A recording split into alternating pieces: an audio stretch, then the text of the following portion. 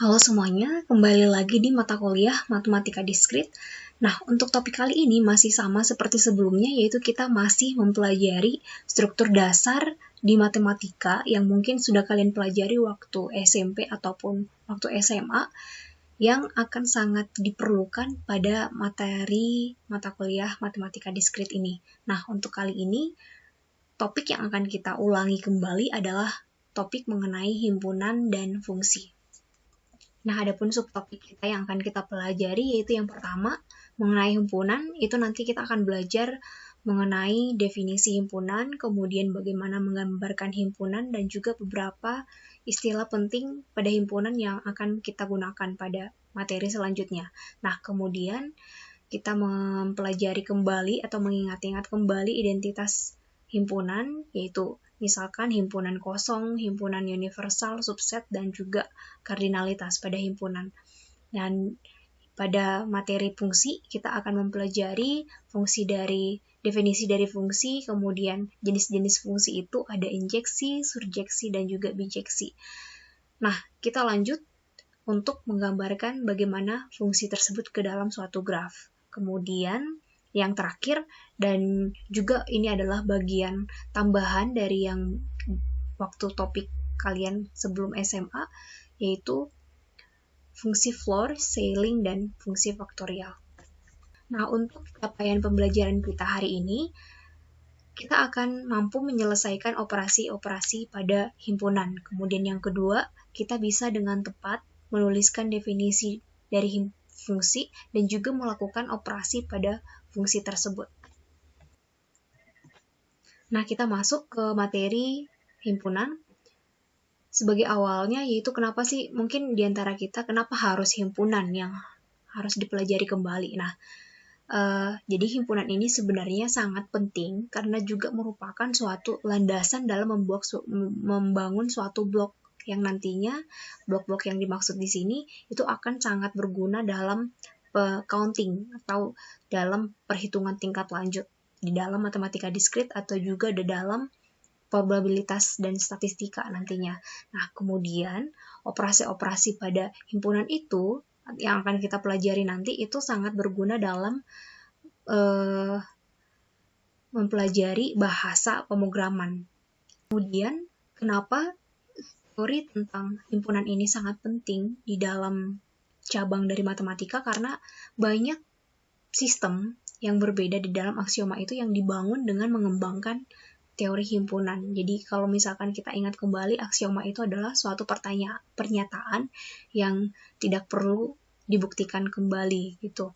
Nah, kemudian aksioma yang dimaksud di sini bukan sebagai aksioma yang sangat formal, tapi kita hanya mempelajari naive set teori aja di matematika diskrit ini. Jadi bukan keseluruhan tentang aksioma. Nah, sekarang kita ke pengertian dari atau definisi dari himpunan itu sendiri. Objek di dalam suatu himpunan itu disebutlah dengan elemen atau anggota di dalam suatu himpunan. Nah, sebuah himpunan dikatakan terdiri, jadi bisa disebut sebuah himpunan itu terdiri dari beberapa elemen.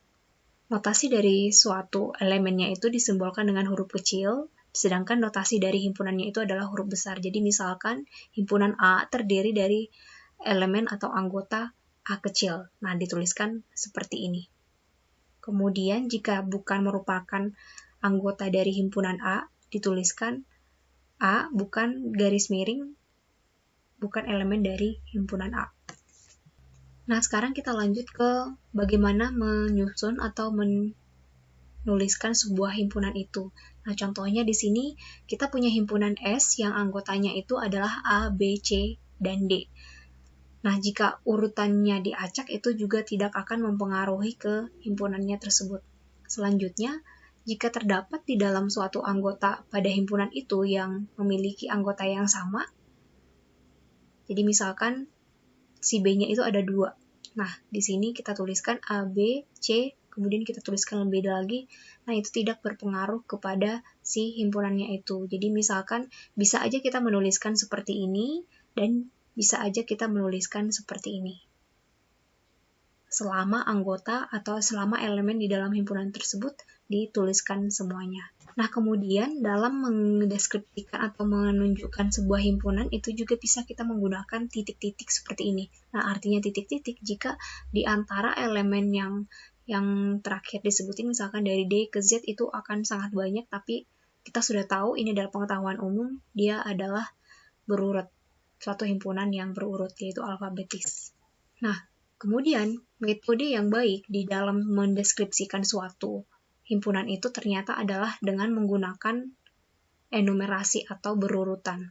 Jadi kalau misalkan tadi sebelumnya jika suatu himpunan itu dideskripsikan tidak berurutan, tidak akan mengubah sebuah himpunan. Nah, alangkah baiknya jika anggota atau elemen di dalam suatu himpunan itu dienumerasikan atau diurutkan. Nah, contohnya misalkan himpunan dari semua vokal di dalam suatu alfabet. Jadi A, E, I, U, E, O.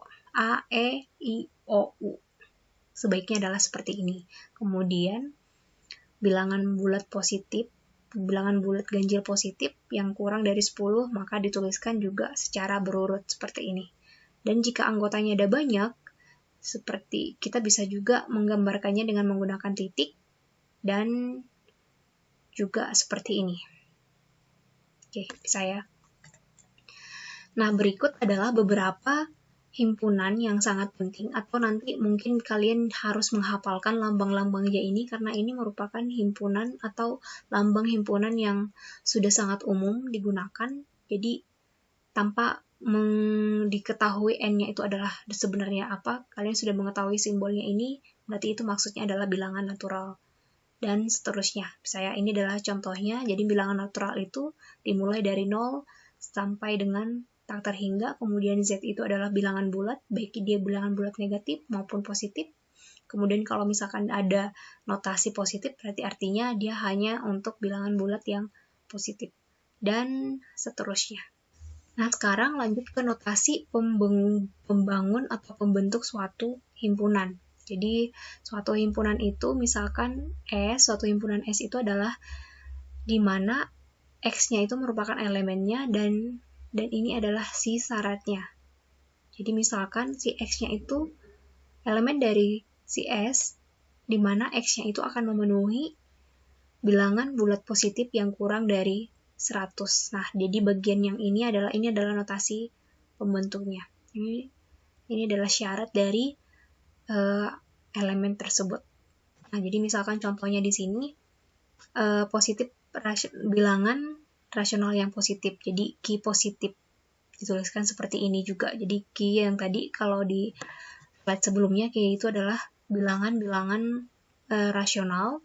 Nah, di sini bisa juga dituliskan X merupakan bilangan real di mana X-nya itu adalah P per Q untuk beberapa bilangan bulat positif P dan Q. Bisa juga dituliskan seperti ini untuk lebih detailnya gitu maksudnya.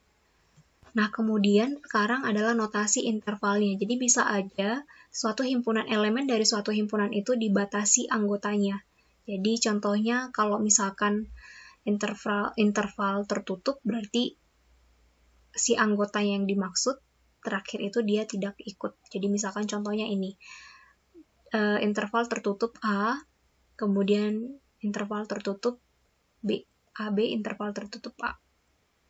Nah, jadi si X elemen dari himpunan tersebut adalah X-nya lebih besar sama dengan A, tapi karena di sini adalah interval terbuka, maka lebih kecil dari B. Jadi B-nya tidak termasuk lagi, seperti itu.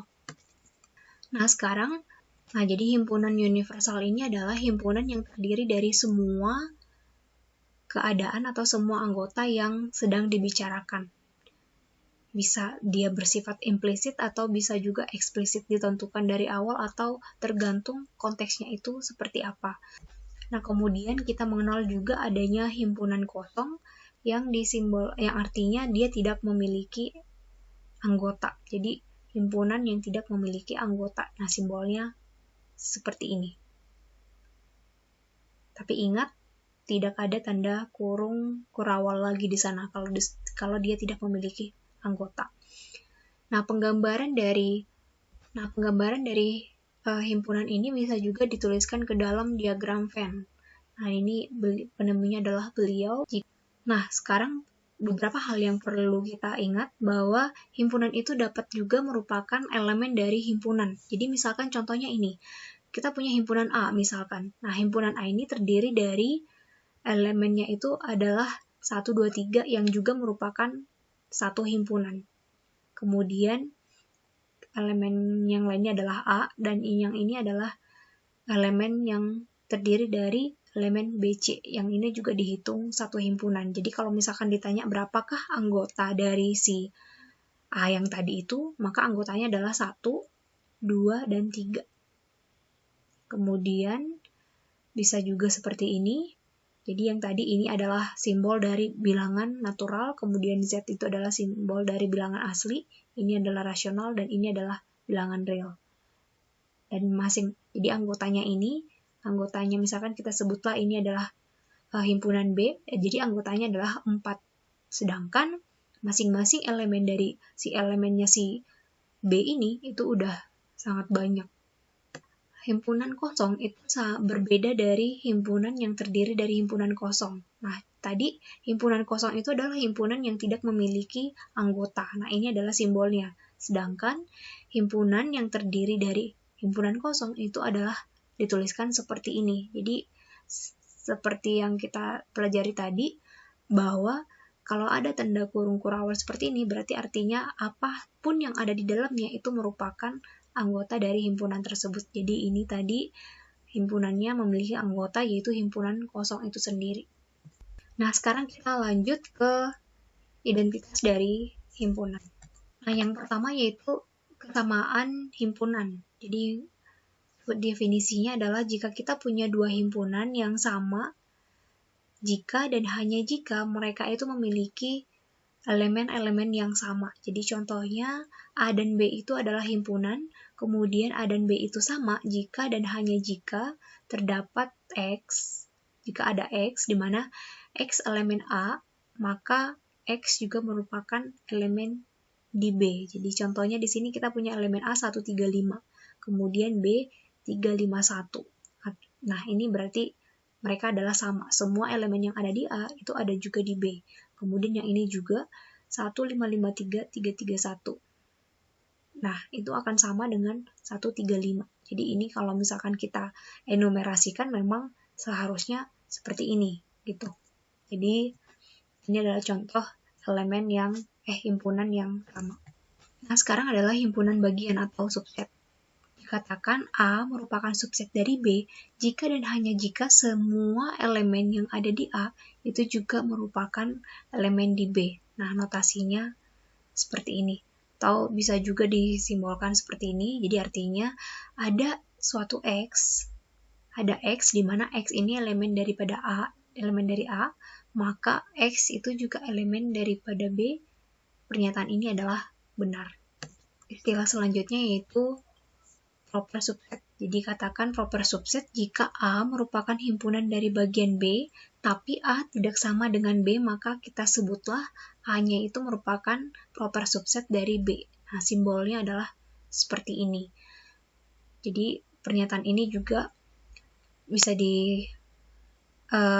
dinotasikan seperti ini. Jadi misalkan ada A, ada X, di mana X ini elemen daripada A, maka X tersebut juga elemen daripada B, dan setiap X, di mana X-nya itu merupakan elemen daripada B, dan X-nya itu bukan elemen daripada A, maka dia adalah benar. Jadi artinya, jika A-nya itu elemen daripada A, semuanya ada di B, tapi selalu ada elemen di B yang bukan merupakan A, yang tidak ada di A. Jadi itulah disebut dengan A merupakan proper subset dari si B.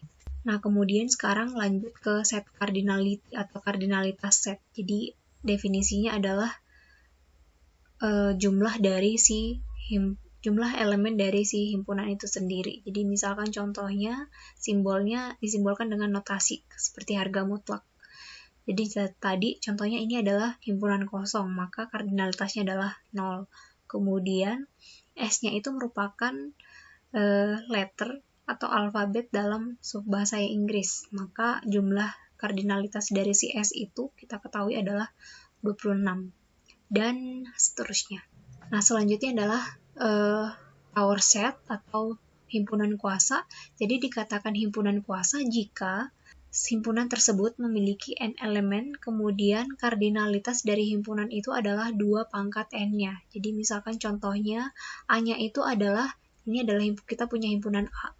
Himpunan A itu elemennya ada A dan B.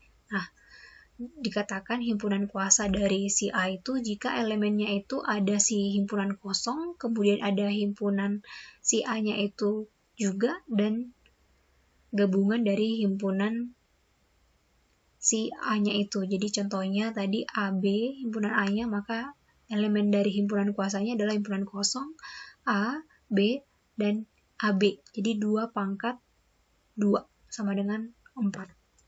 Nah, selanjutnya adalah operasi pada himpunan, yang ini cukup penting dan juga berhubungan dengan logika, materi logika yang kemarin.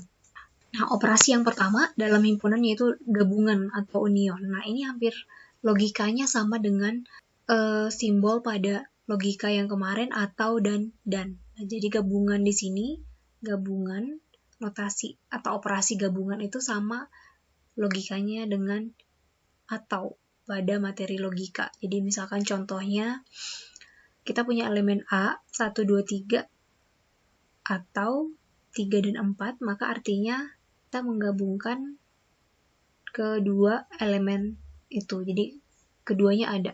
Nah, kemudian operasi selanjutnya yaitu iris.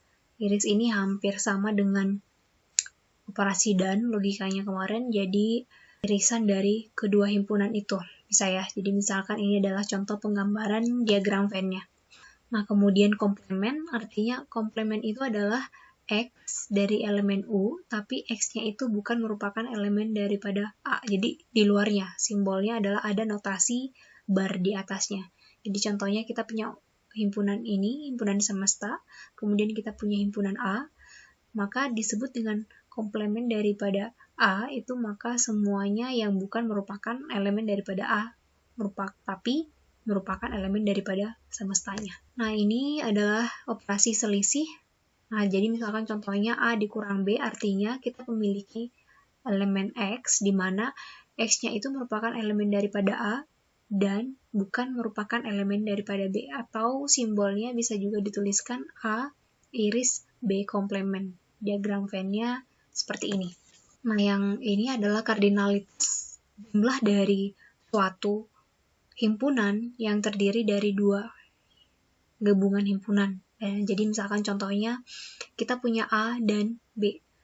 Masing-masing punya anggotanya masing-masing, kemudian ada juga anggotanya yang ikut di keduanya. Nah, jadi kalau misalkan ditanya berapakah anggota A yang gabung dengan anggota B, maka ini sama dengan kardinalitas dari si A ditambah dengan kardinalitas dari si B dikurangi dengan A yang juga beririsan dengan si B. Jadi contohnya kita punya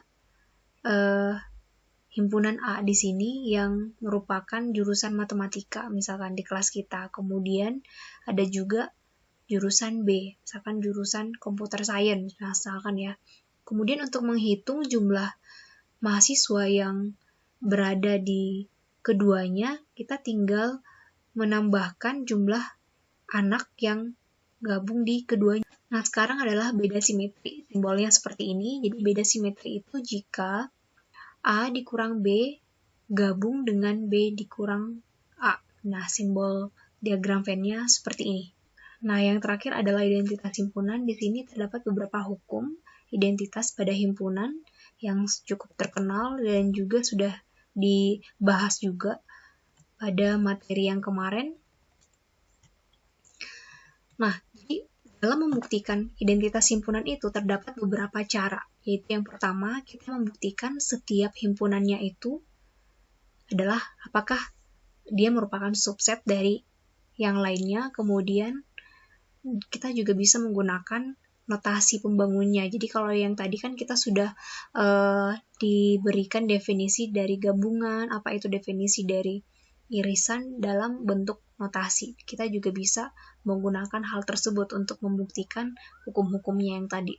Atau cara yang lain dengan menggunakan tabel keanggotaan, yang logikanya juga hampir sama dengan logika penentuan benar atau salah pada materi sebelumnya.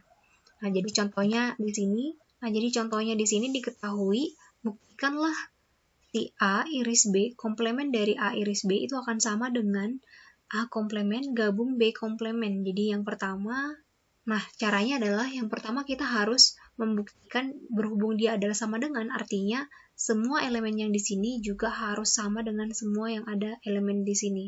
Atau yang ini merupakan subbagian dari yang ini, dan juga sebaliknya, yang pada bagian yang kanan merupakan subbagian yang di kiri juga, agar dia adalah himpunan yang sama.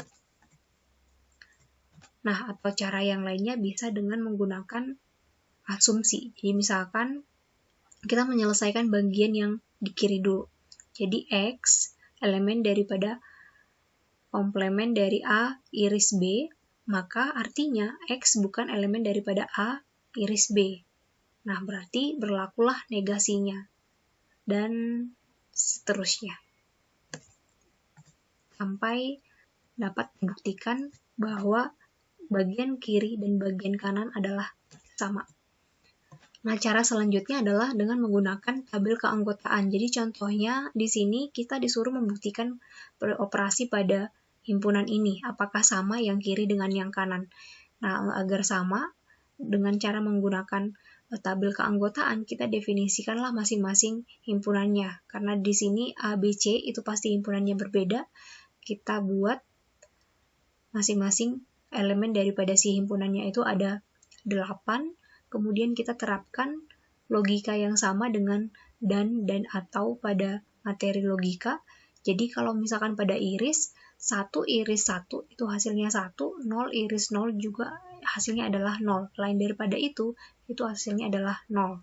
Sedangkan kalau misalkan operasi himpunan dengan menggunakan gabung, 1 gabung 1 itu hasilnya adalah 1, sedangkan lain daripada itu adalah 0. Jadi misalkan 0 gabung 0 itu hasilnya adalah 0, 0 gabung 1 itu hasilnya adalah. Baiklah, sekian untuk materi himpunan, kita lanjut untuk materi fungsi.